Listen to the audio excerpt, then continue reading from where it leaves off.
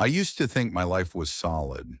I had a good job, a close group of friends, and a fiance I thought I'd grow old with. Her name was Lindsay. We met through mutual friends 3 years ago and hit it off right away. She was funny, smart, gorgeous, and had this way of looking at you like you were the only person in the world. When I proposed last winter, she said yes with tears in her eyes. I thought we were on the same page, building a life, planning a future. The thing about betrayal is that it never knocks. It walks in through the front door wearing the face of someone you trust. Lindsay and I lived together in a cozy two-bedroom apartment in Denver. She worked in marketing. I worked in software development. Most days were simple. Coffee in the morning, her favorite almond creamer always stocked, texts during lunch, TV at night. We'd been planning our wedding for the following summer. Nothing too big, just a mountain lodge ceremony with close friends and family. One of those friends was Trevor. Trevor had been my best friend since freshman year of college.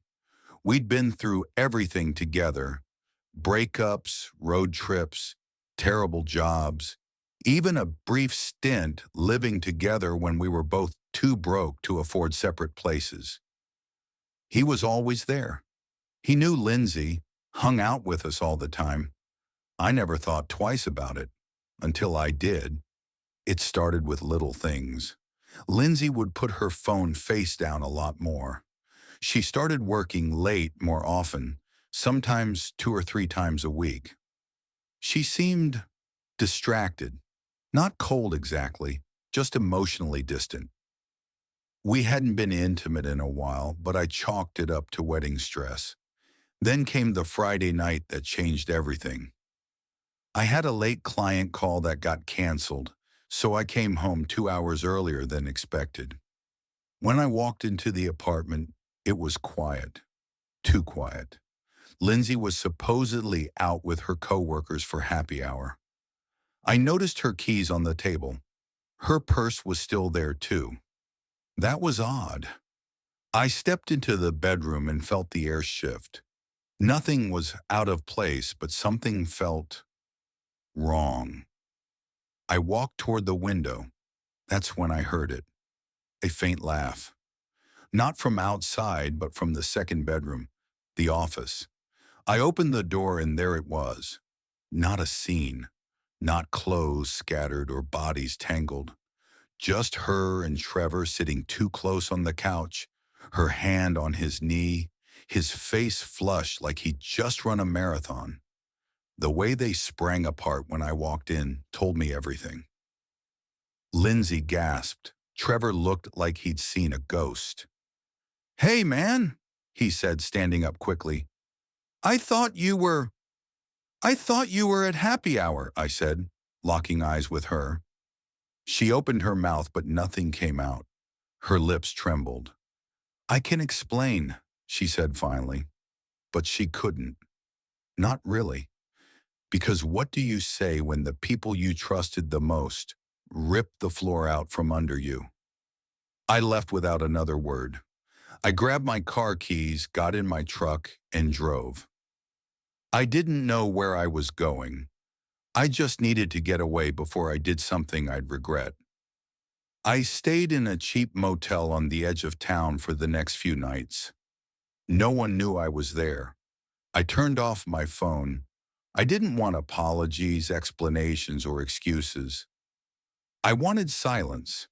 But silence doesn't stop your brain from replaying every memory like a cursed highlight reel. I thought about the time Trevor helped me pick out Lindsay's ring, the way she cried when I proposed, the brunches, the game nights, the way she used to wear my hoodies around the apartment. Was all of it a lie? Eventually, I turned my phone back on. 53 missed calls. A wall of texts from both of them. Some begging, some apologizing, some just silence in the form of, "Please call me." I didn't. I moved into a short-term rental downtown, cold and lifeless, but it gave me space to think. After a week, Trevor showed up at my work. My receptionist buzzed me and said, "There's a guy here who says he's your best friend." I almost laughed. I stepped out into the lobby. There he was, looking like he hadn't slept in days. He tried to smile, but I just stared. "Can we talk?" he said. "No, please, man. Don't call me man. You don't get to anymore." He swallowed hard. It wasn't supposed to happen, but it did. She came to me. She was upset, confused. It just happened. Was it just once? Silence. That told me everything. "Get the hell out," I said. Lindsay tried to reach out a dozen times. I ignored her. Then one night, about 3 weeks later, she showed up at the apartment door I was renting. I should have told her to leave, but I let her in. She cried. She said she ruined everything, that she didn't know what she was thinking, that Trevor was a mistake, that she still loved me. "I thought I loved him for a second," she said, "but it wasn't real. It was an escape." From what? Hey there, I'm glad to see you on my channel. Make sure to subscribe as we post amazing stories every single day. From the pressure, the wedding, expectations. You always seem so sure about everything, and I wasn't. I stared at her. She looked broken, and still a small part of me, the part that remembered our first date, her laugh, her hand in mine on that snowy night when I proposed, wanted to forgive. But the bigger part of me knew something else. Some breaks don't heal clean. The next few days felt like living inside a fog. I went through the motions, work, sleep, eat, but none of it registered. My apartment was too quiet, too sterile, and the silence screamed louder than any confrontation could. I didn't speak to either of them. Melissa tried texting once, just once. It was some shallow message like, "We need to talk," and I left it on read. Jake never reached out. Maybe he was too ashamed, or maybe he didn't care. But it wasn't over. Not yet. I ran into Jake 2 weeks later at a friend's party I wasn't even planning to go to. We hadn't seen each other since that night, and when our eyes met across the yard, it was like the air got sucked out of my lungs. He looked shocked, maybe even scared, like he hadn't expected me to show up. He tried to pretend everything was normal, offered me a beer, asked how work was going. I didn't answer. I just stared at him. That's when he dropped the act and said, "You gonna hit me or what?" I didn't. I wanted to, but I didn't. Hitting him would have been too easy, and honestly, it wouldn't have changed a thing. Instead, I asked one question that had been eating me alive. "How long?" He blinked and his jaw tightened. "A couple of months." A couple of months. While we were planning the wedding, while I was introducing him as my best man, while she was trying on dresses and sending Pinterest boards to her mom. I nodded. Then I walked away.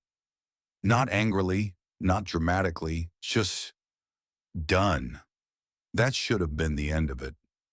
But the thing about betrayal is that it sticks to you.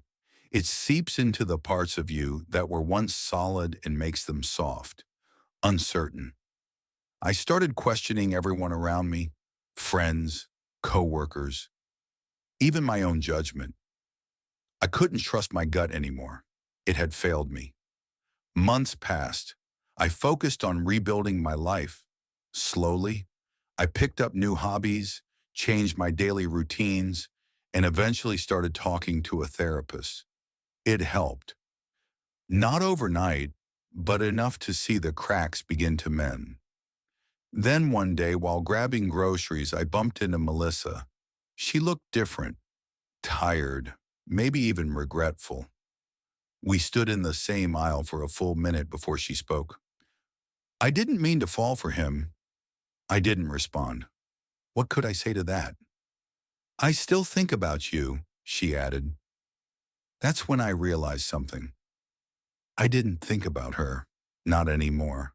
I hadn't for a while. That night I walked home feeling strangely light, like something had been lifted off me, something I hadn't even known I was still carrying. It took time, but eventually I stopped looking back.